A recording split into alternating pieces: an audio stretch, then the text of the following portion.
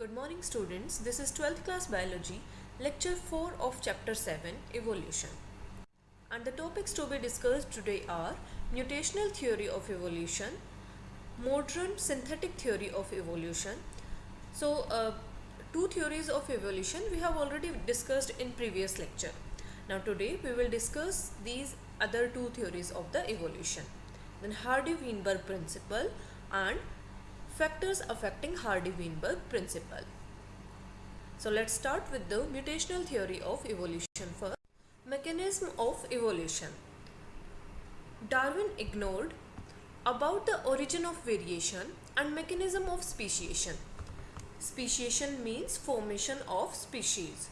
Okay, so you have already studied about the Darwin's theory in previous lecture, and you know Darwin told about the variations, that small variations come in the individuals of in the organisms of a population, and due to those variations new species are formed, right? You can say speciation occur due to those variations. It was said by Darwin, but Darwin did not explain that how these variations came, the reason behind the variation. He ignored about the origin of variation. Okay, it was very important point that from where these variations came in those few organisms of the population. So this was a limitation of the Darwin's theory. Then Hugo de Vries, he was also a biologist, and he proposed mutational theory of evolution. Okay, so mutational theory of evolution was given by Hugo de Vries. He conducted some experiments on evening primrose. These are flowers, these yellow color flowers are of evening primrose, and the scientific name for it is Oenothera lamarckiana. Right? So Hugo de Vries performed experiments on these flowers and then concluded some points about. So these are main postulates of mutational theory of evolution given by Hugo de Vries. First postulate is mutations or discontinuous variations are the raw material of evolution. As the Darwin said that evolution is a process which occur due to accumulation of small variations, small continuous variations.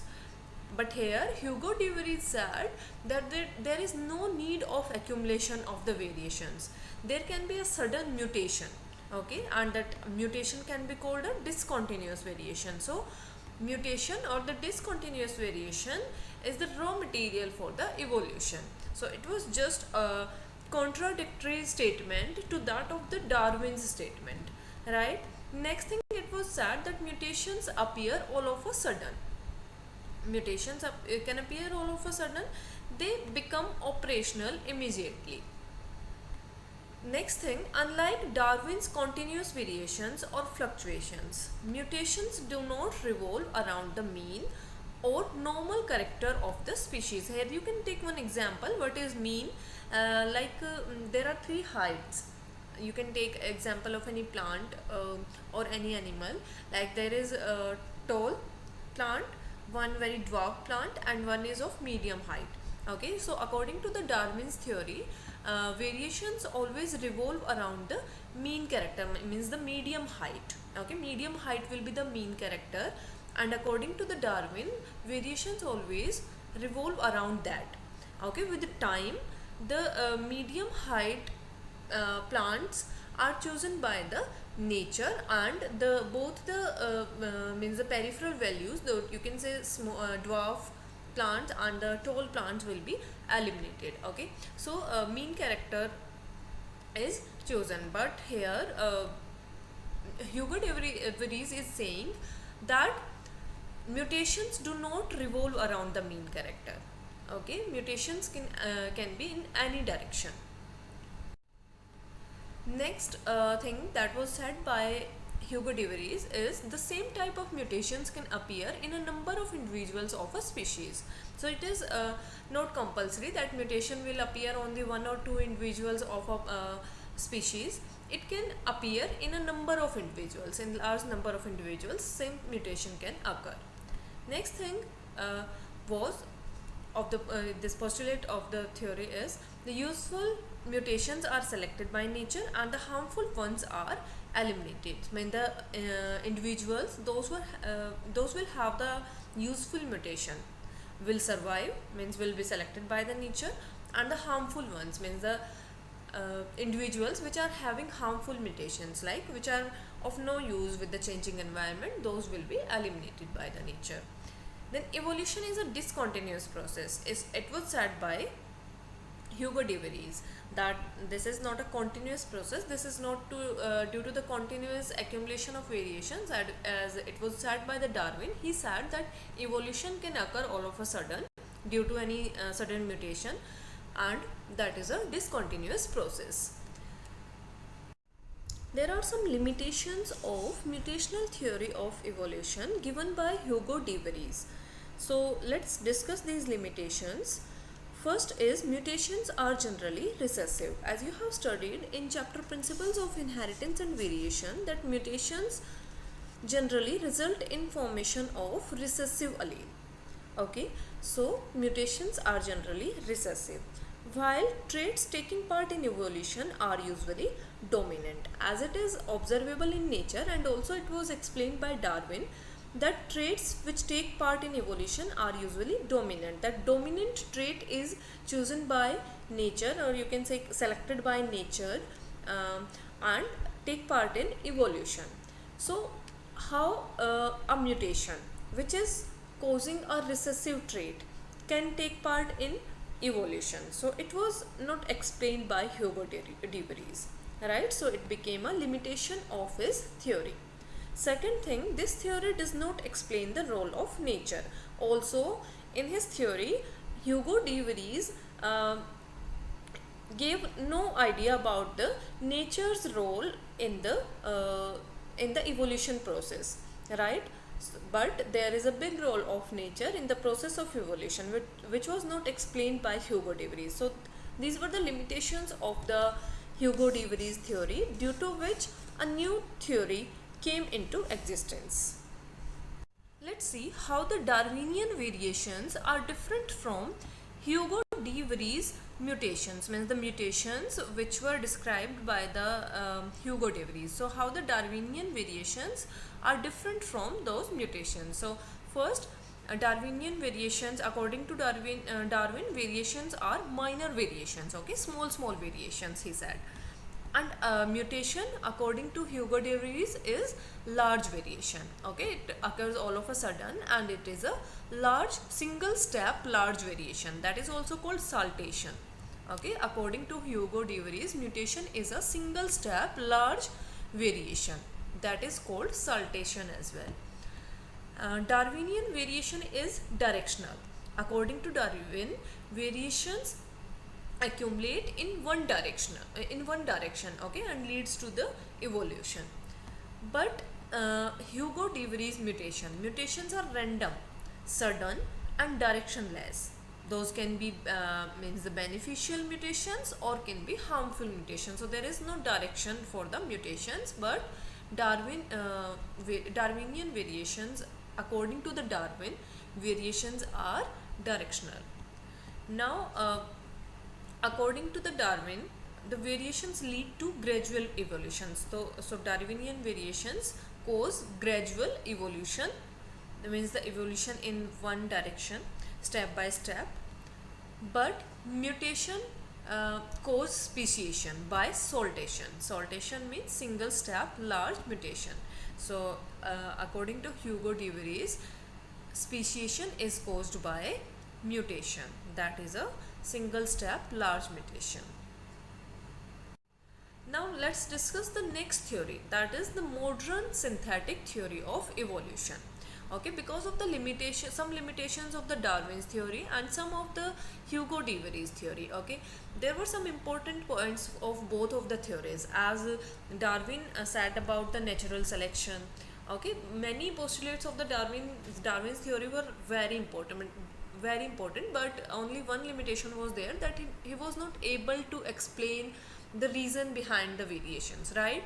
And also the Hugo de Vries theory, mutational theory, also gave an idea about the mutations, that mutations can be a reason for the evolution. but it was thought later that only the mutations cannot cause evolution, the complete evolution process. Okay, there can be some other factors also. So both the theories were used, were combined, and a new theory of evolution was made. Okay, and that theory is called the modern synthetic theory of evolution. You can say this is a combination of both. The both things, the postulates of the mutational theory and also of the Darwinian theory are included in it, right? So this modern synthetic theory is also called neo-Darwinism theory. It explains the evolution of life in terms of genetic changes, right? So here the evolution is explained in terms of genetic changes, the changes in genes due to which variations come. So genetic changes which occur in a population, and that leads to the formation of a new species, right? So changes in gene occur according to this theory, which lead to the formation of new species, or you can say speciation.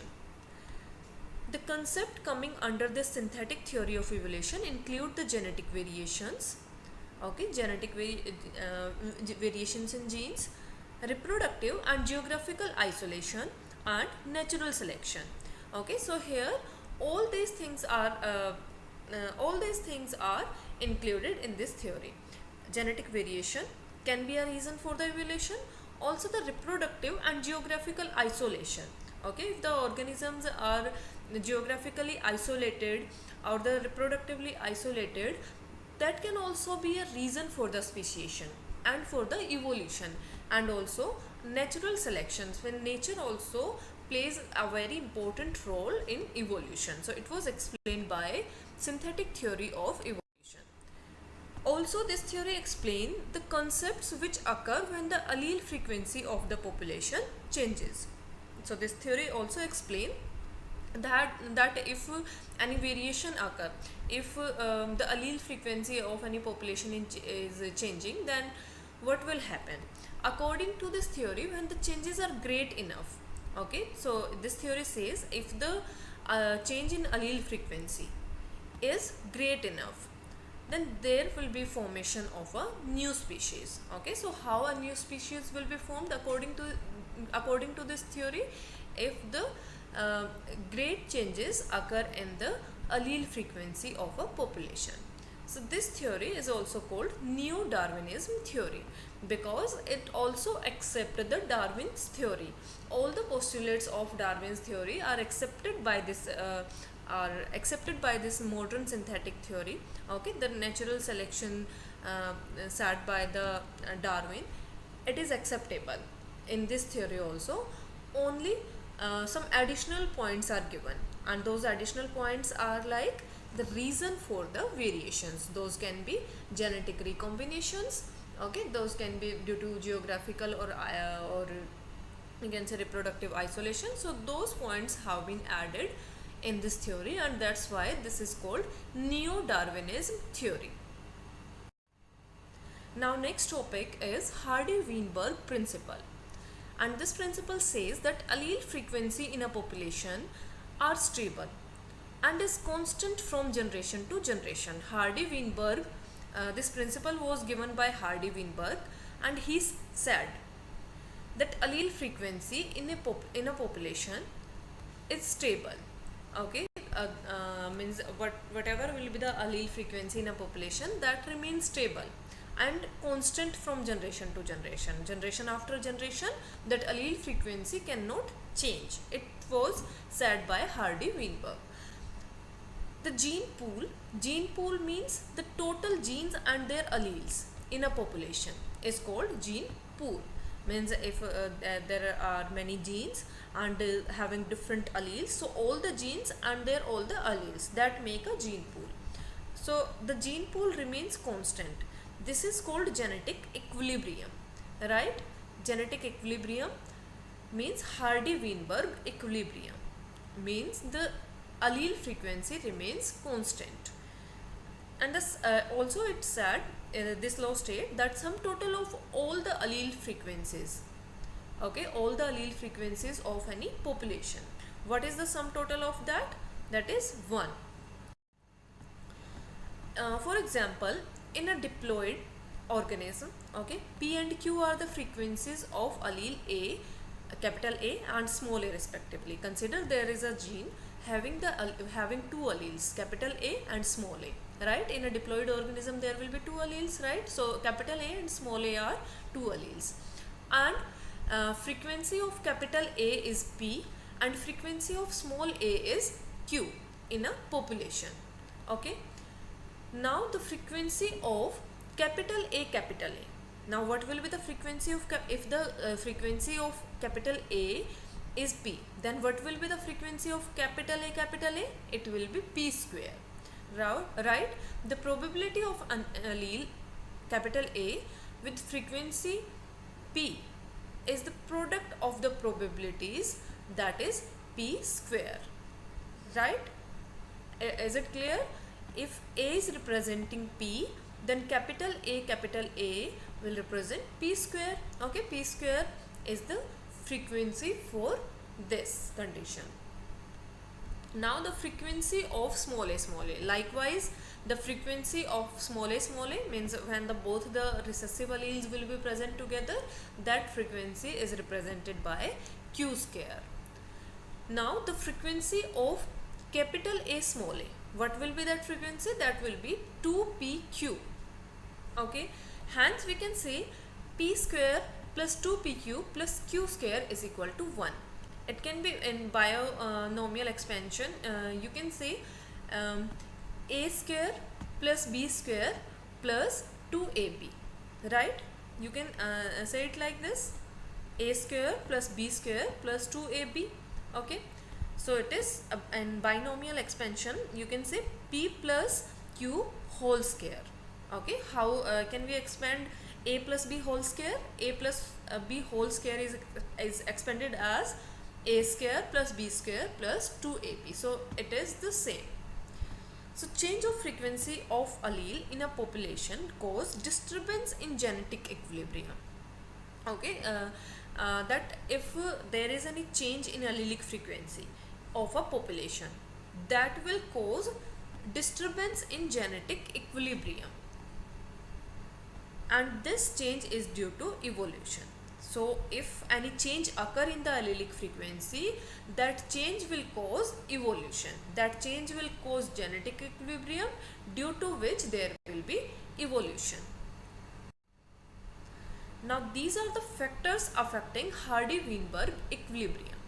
That how the Hardy-Weinberg equilibrium is disturbed, means how the allelic frequency of a population can be changed. Okay, so these are the factors which affect Hardy-Weinberg equilibrium, which are against the Hardy-Weinberg statement that the allelic frequency remains constant. Okay, these factors can disturb the allelic frequency of a population. So first is gene migration or gene flow, second is genetic drift, third is mutation, next fourth is genetic recombination, and fifth is natural selection. So let's do these one by one. Up to mutation we will do today, and after that about the natural selection and these we will do in next lecture. Okay, so let's do the gene migration. Gene migration or gene flow. So gene migration here from one population to another. Gene migration occur from one population to another. How? Consider if some individuals of a population are migrating from one place to another place, or you can say from one population to another population, right? So those individuals are also carrying some genes with them. So with migration of those individuals, gene migration is also occurring. Okay, so here what will happen? The gene frequency change in both populations. So if the individuals are migrating from one population, then there will be change in the gene frequency of both the populations, the population from which they are going and the population where they are going. So both the populations gene frequency will change due to this gene migration. Now there would be a gene flow if migration happens multiple times. Now when the gene migration will be called gene flow, when this migration occurs multiple times, means if the multiple times the individuals of a population are migrating from one population to another population, then we can say gene flow is occurring from one direction to another direction. So this is how the gene migration and gene flow occur due to migration of the individuals of a population. And the obviously that this gene migration will result into disturbance of the allelic frequency. Okay, this will be a factor affecting the Hardy-Weinberg equilibrium, according to which allelic frequency remains constant. Okay, so here it is disturbance in allelic frequency, so this is a factor affecting Hardy-Weinberg equilibrium. Next factor affecting Hardy-Weinberg equilibrium is genetic drift. So it is the accidental gene flow. So genetic drift is also a type of gene flow, but it is due to accident. Okay, so it is accidental gene flow causing change in frequency. So there is also change in allelic frequency. Sometimes the change in frequency is so different in the new sample of population that they become a different species. So in genetic drift, what happened? A completely new population is formed because of the change, because of the change in allelic frequency. Here you can see that this genetic drift is like a bottleneck effect. Bottleneck means, you know, the neck of the bottle is narrow. Okay, so how this genetic drift is like a bottleneck effect? Just see here, like consider this is a bottle, or you can say this is a geographical area, okay, where this population is living, this complete population, okay, having these genes. So these two types of genes are present here, blue colored and yellow colored. Okay, now what is happening here? We are trying to take out some of the genes. Okay, so because of the narrow neck of the bottle, what will happen? This is not compulsory that while we will try to keep out some of the balls outside of the bottle, then it is not compulsory that both color balls will be in same frequency, okay, will be in same number. It is not compulsory. What can happen? Some blue color balls can be more in number than yellow color balls, or the yellow color balls can come out in more number than blue color balls. Okay, there can be some probability, means chances for both, right? So here what is happening? These blue color balls are coming out more in more numbers than the yellow color balls, means the yellow color, these are genes, these are representing genes. Okay, so due to this narrow neck of the bottle, this is happening. Okay, so this is bottleneck, and that is, you can say, drastic reduction in the population. What has happened here? The same number of the blue genes and the yellow genes were present here in this population, but due to this narrow neck of the bottle, now here in this population, what has happened? There has been drastic decrease in the yellow genes, right? Drastic in a decrease in the number of these individuals of having these yellow genes. Okay, drastic reduction in the population of these yellow individuals, right? So now what will happen? Surviving individuals, okay, these individuals, means only these individuals are surviving now. Now means out of this complete bottle, now only these individuals are surviving, and these have been vanished due to any accident. Okay, only these have come out through the narrow neck of the bottle, and only these are surviving. So these are surviving individuals. Now these will reproduce and will increase their number, right? So in the next generation, you can see here what is the number.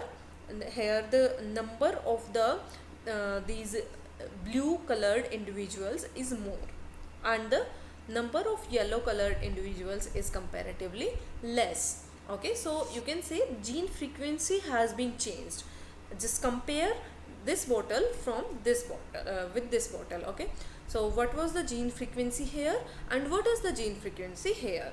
Here the number of both the genes are same, you can see, but here the number of genes have been changed, right? So gene frequency has changed. Okay, and this change in gene frequency has lead to the formation of a different species, right? So this is a disturbance in the genetic equilibrium. Okay, Hardy in the Hardy-Weinberg equilibrium, and this is called bottleneck effect or the genetic drift. So the original drifted population become founders. Now the population that is drifted, okay, means this population that has been drifted, this is called original drifted population. It will become founder, and the effect is called founders effect. So here some of the members of the population which will leave that population will be called founder, because they will go on in any other population, okay, uh, to live in a safe place. So those members will be called founders, and because they are going to a new population and are adding some genes there, so the effect due to those founders on that population will be called founders effect. Now next factor affecting Hardy-Weinberg equilibrium is mutation. Pre-existing advantageous mutation result in new phenotypes, right? So if there is any mutation, that can also change allelic frequency, right? If there is any dominant allele, and then due to mutation that recessive allele is forming that for that, so that is a kind of mutation, and you can say that is responsible for the change in the allelic frequency. So mutations also affect the Hardy-Weinberg equilibrium. Over few generations, this result in speciation. So mutations, the advantageous mutations can result into new phenotypes, right? And over few generations, these can result into speciation, means formation of new species can occur due to mutation. So it was said by Hugo de Vries also, okay. So this can also be a reason for the speciation or evolution, or it can disturb allelic frequency, because only the evolution, or you can say the speciation, will occur only when the allelic frequency will change, okay. If there will be no change in allelic frequency, then there will be no evolution and no speciation. Now your homework based on today's topics: first you write down the main postulates and the limitation of the Darwin's theory of natural selection, okay. And second thing, differentiate Darwin's theory and mutational theory of Hugo de Vries. Now let's discuss the homework solution of previous lecture. Question number 1 of NCERT, and that is explain antibiotic resistance observed in bacteria in light of Darwinian selection theory. Okay, so this example is given in NCERT book. We have discussed it earlier. So Darwinian selection theory states that individuals with favorable variations are better adapted than individuals with less favorable variation, right? It means that nature selects the individuals with useful variations, as these individuals are better evolved to survive in the existing environment. It was said by Darwin that the individuals which will have the useful variations will be selected by the nature. An example of such selection is antibiotic resistance in bacteria. Okay, some bacteria have antibiotic resistance power, and that provide an example of the natural selection. For example, when bacterial population was grown on an agar plate. Agar plate is as a cultural medium used to grow the bacteria. Okay, so when the bacterial population was grown on agar plate containing antibiotic penicillin. Okay, and penicillin is an antibiotic used against the bacteria, means to kill the bacteria, right? So when it was used, the colonies that were sensitive to penicillin were died. Okay, the bacteria which were sensitive to the penicillin were died, whereas one or a few bacterial colonies that were resistant to penicillin survived. So, but a few bacteria, one or a few bacteria were having the resistance power against the penicillin. So those bacteria will survive, obviously. Now this is because these why this resistance power was present in those bacteria. This was because this bacteria had undergone chance mutation. Okay, there was any chance mutation, right? This mutation word was later on used by the Hugo de Vries. Instead of mutation, Darwin only said that variation. Okay, there was a chance variation. Okay, now we are using the mutation word because we know about that, right? So this happened because of a because this bacteria had undergone any chance mutation which resulted in the evolution of a gene that made them resistant to the penicillin drug, right? Hence the resistant bacteria multiplied quickly as compared to the non-resistant bacteria, because the non-resistant bacteria have been killed by the penicillin and thereby increasing their number. Okay, so the bacteria which are resistant to the penicillin will increase their number, right? Hence the advantage of an individual over the other helps in struggle for existence. So if any individual of any population having any advantage over the other, that will help in the existence of that individual with the changing environment. Now NCERT question number 3 is attempt giving a clear definition of the term species, and you can say species can be defined as a group of organisms which have the capability to interbreed in order to produce fertile offspring. Okay, the organisms of a population which can interbreed among themselves make a species. Next is question number 8 of NCERT, and the question is describe one example of adaptive radiation. So you have already studied an example of adaptive radiation that was seen in Darwin finches, okay, on the which he found on the Galapagos Island. And what is the example? A large variety of finches is present in Galapagos Island. Okay, it was observed by Darwin that arose from a single species. All these finches varieties have been arose from a single species which reached this land accidentally. Okay, as a result, many new species have evolved. Okay, due to that, many new species of finches have been evolved, diverged and adapted to occupy new habitats. These finches have developed different eating habits, right? These finches for their survival have developed different eating habits, because if they will try to eat only seeds, if they will try to eat only one kind of food, then there will be more competition, and due to competition what will happen? There will be survival of some and some will be vanished. So for their survival they adapted these different food habits, okay, and different types of beaks to suit their feeding habits. Okay, and for their feeding habits they will require different types of beaks, and that's why these different types of beaks have been formed with the evolution to suit their feeding habits. The insectivores, okay, those will eat the insects.